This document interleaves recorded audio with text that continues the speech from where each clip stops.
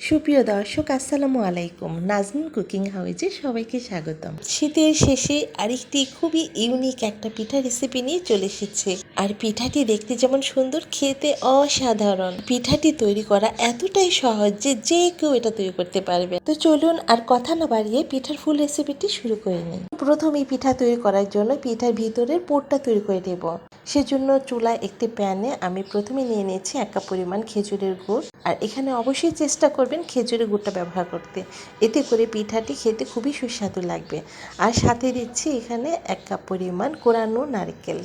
এখন গুড় নারকেলের সাথে ভালোভাবে নেড়েচেড়ে মিশিয়ে নেব, যতক্ষণ পর্যন্ত গুড় না গলে যাচ্ছে ঠিক ততক্ষণ পর্যন্ত। আর এই পর্যায়ে চুলার আঁচটা মিডিয়ামে রেখে অনবরত নেড়েচেড়ে মিশিয়ে নিতে হবে। খেয়াল রাখতে হবে যেন তলানিতে না লেগে যায়।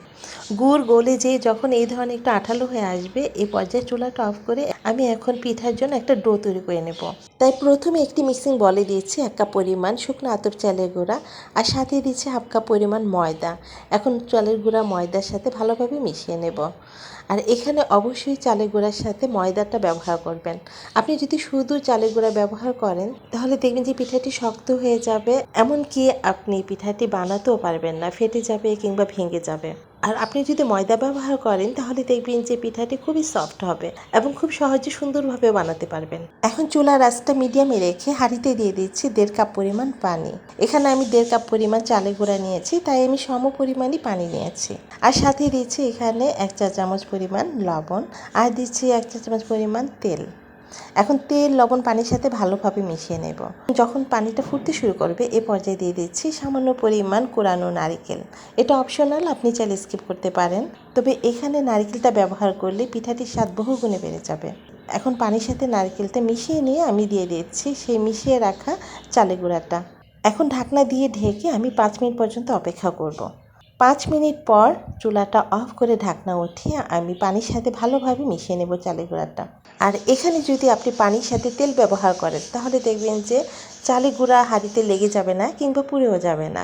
আপনার এই পিঠার ডোটা যদি ঠিকভাবে তৈরি করতে পারেন তাহলে দেখবেন পিঠাটাও আপনি খুব সুন্দরভাবে তৈরি করতে পারবেন। তারপর আলাদা একটি পাত্রে ঢেলে নিয়ে কিছুটা ঠান্ডা হওয়ার পর আমি হাত দিয়ে ভালোভাবে মথে মথে একটা সফট ডো তৈরি করে নেব। বেশ কিছুটা সময় এভাবে মধ্যে মধ্যে ঠিক এমনই একটা সফট ডো তৈরি করে নিতে হবে। এখন এই ডোটাকে একটি ছুরি দিয়ে সমান 3 ভাগে ভাগ করে নিচ্ছি। এখন একটি টুকরা দিয়ে আমি সামান্য একটু ময়দা দিয়ে একটি বড় একটা রুটি বেলে নেব। এখন এই ছুরি দিয়ে 4-5টা সমানভাবে কেটে নিয়ে এখন আমি এখানে নারকেল এবং গুড়ের সেই পুরটা দিয়ে দিচ্ছি লম্বালম্বিভাবে। এখন আমি এটাকে রোল করে নিচ্ছি।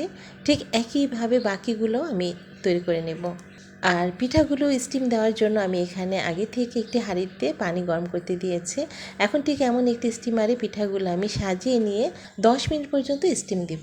10 মিনিট পর্যন্ত স্টিম দেওয়ার পর পিঠাগুলো নামিয়ে আলাদা একটি সার্ভিং ডিশে রেখে ভালোভাবে ঠান্ডা করে নিতে হবে।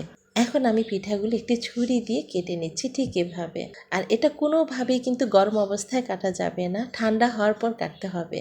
যদি গরম অবস্থায় কাটেন তাহলে কিন্তু সুন্দরভাবে কাটতে পারবেন না। ঠান্ডা হলে দেখবেন ঠিক এমনভাবে গোল গোল করে আপনি কেটে নিতে পারবেন।